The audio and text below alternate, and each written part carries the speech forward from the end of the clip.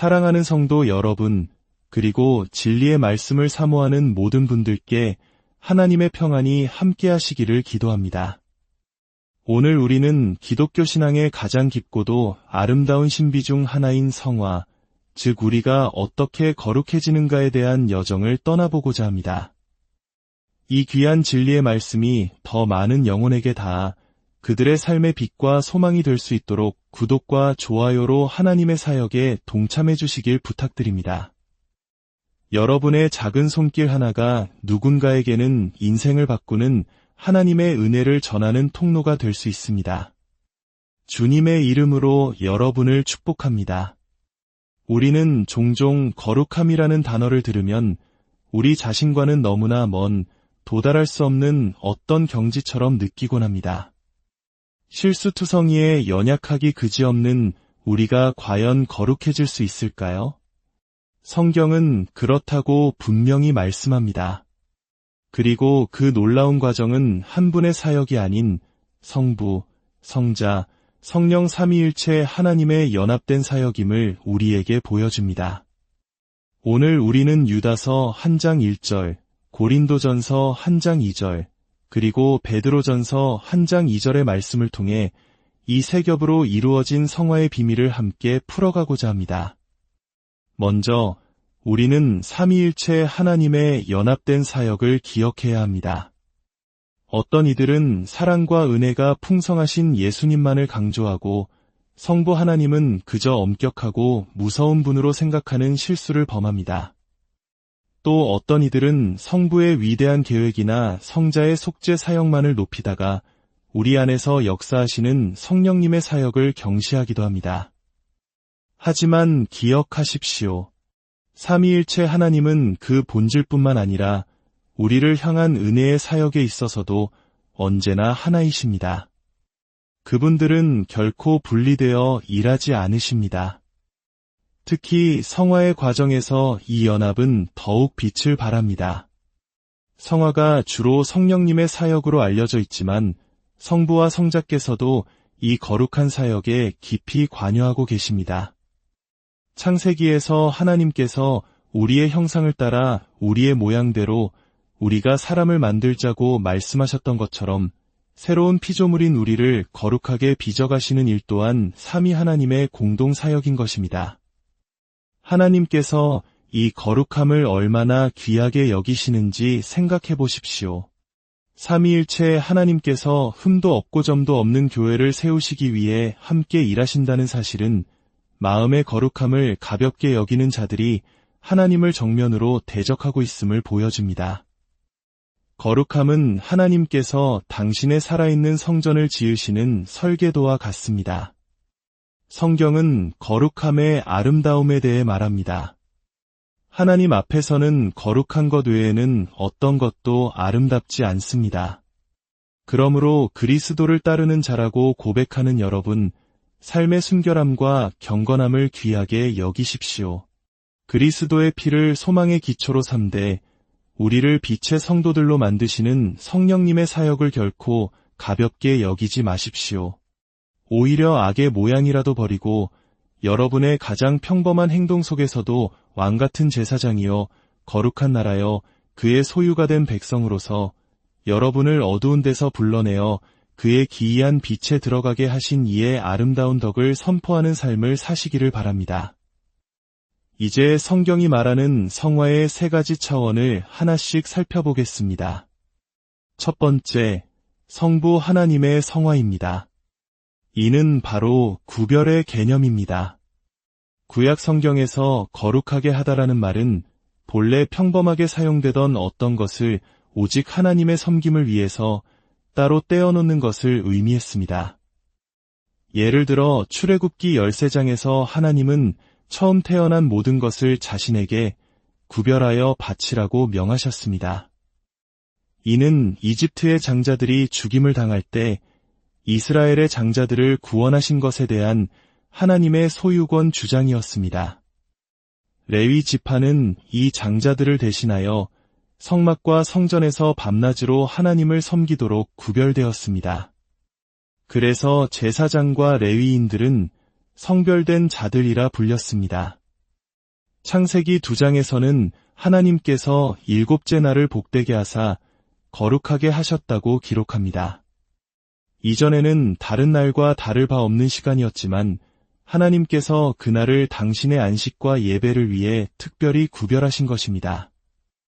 또한 레위기에서는 사람이 자기 집을 성별하여 여호와께 드리려 하면 어떻게 해야 하는지에 대한 규례가 나옵니다. 집에 특별한 의식을 행하거나 피를 뿌린 것이 아닙니다. 단지 그 집의 용도를 하나님의 영광을 위해 구별하여 드린다는 그 사실 자체가 성화로 여겨졌습니다. 바로 이 의미에서 유다서는 우리가 성부 하나님께로부터 성별함을 입었다고 말합니다. 이것은 성부 하나님께서 창세전 선택의 경륜 안에서 당신의 백성을 영원히 자신에게 속하도록 따로 구별해 놓으셨다는 뜻입니다. 아들 예수 그리스도를 우리를 위해 내어주심으로 우리를 죄악된 세상으로부터 사셨고 성령님을 계속해서 보내심으로 우리를 세상의 다른 모든 이들과 구별된 거룩한 백성으로 삼으시는 그분의 목적을 이루어 가십니다. 이 관점에서 볼 때 모든 그리스도인은 이미 완벽하게 성화된 자들입니다. 우리는 창세전에 구별되었고 그리스도의 피값으로 합법적으로 구별되었으며 성령의 부르심을 통해 가시적으로 구별되었습니다. 형제자매 여러분, 이 진리를 우리의 삶에 적용해 봅시다. 구약시대에 하나님의 예배를 위해 구별된 그릇이나 제단, 기구들은 결코 평범한 용도로 사용되지 않았습니다. 만약 여러분과 제가 성부 하나님에 의해 구별된 자들이라면 우리는 결코 우리 자신이나 세상을 위해 사용되어서는 안 됩니다.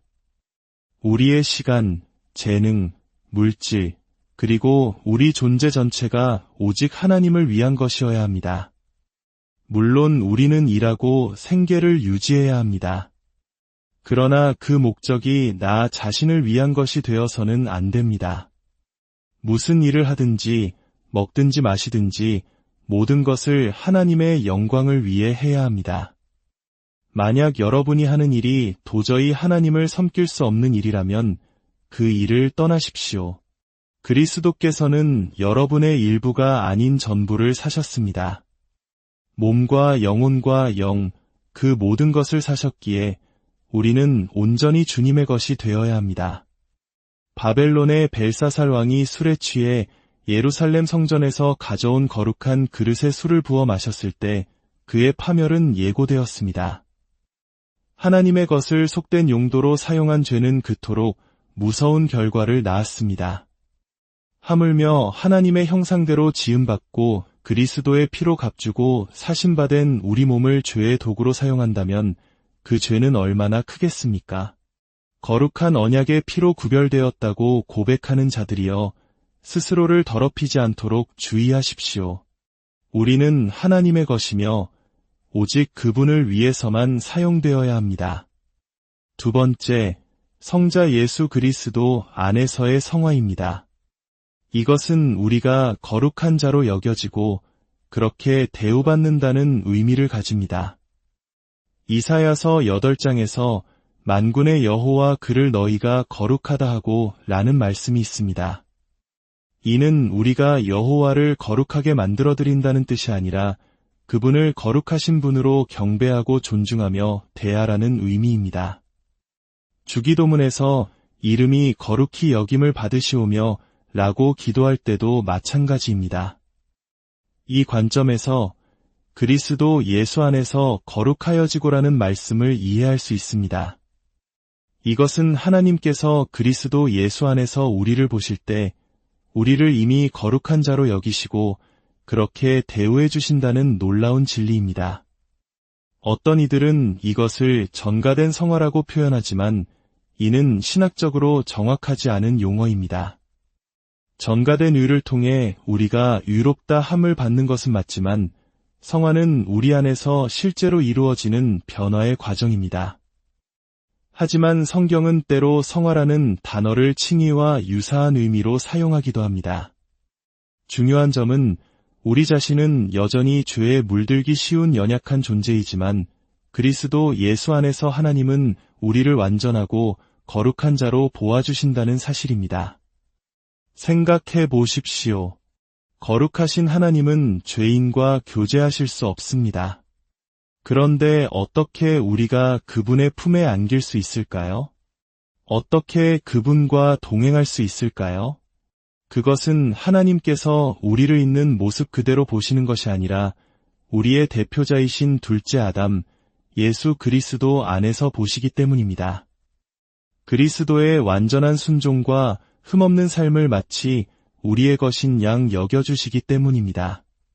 그리하여 우리는 그리스도의 깨끗한 옷을 입고 거룩하신 분처럼 담대히 지성소로 나아갈 수 있는 것입니다. 세 번째, 우리에게 가장 익숙한 개념, 바로 성령 하나님을 통한 성화입니다. 이는 단순히 우리를 구별하거나 거룩하게 여기는 것을 넘어 실제로 우리를 정결하게 하고 거룩하게 만들어가는 과정을 의미합니다. 이 성화는 거듭남에서 시작됩니다. 성령 하나님께서 우리 안에 새로운 생명의 원리, 즉 영을 불어넣으시면 믿는 자는 이전과는 다른 새로운 피조물이 됩니다. 이 과정은 두 가지 방식으로 진행됩니다. 하나는 죄에 대하여 죽는 것입니다. 즉, 우리 안에 있는 육체의 정욕을 억제하고 굴복시키는 것입니다. 다른 하나는 의에 대하여 사는 것입니다.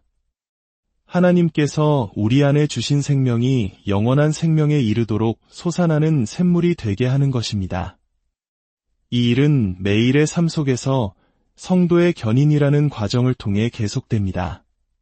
그리스도인은 하나님의 은혜로운 상태 안에 보존되며 선한 일을 풍성히 하여 하나님께 영광을 돌리게 됩니다. 그리고 이 모든 과정은 마침내 영광 가운데서 완성될 것입니다. 우리의 영혼이 완전히 정결하게 되어 지극히 높으신 분의 우편에 계신 거룩한 존재들과 함께 살게 될 때 말입니다. 이 놀라운 내적 변화는 성령께서 주도적으로 행하시는 사역입니다.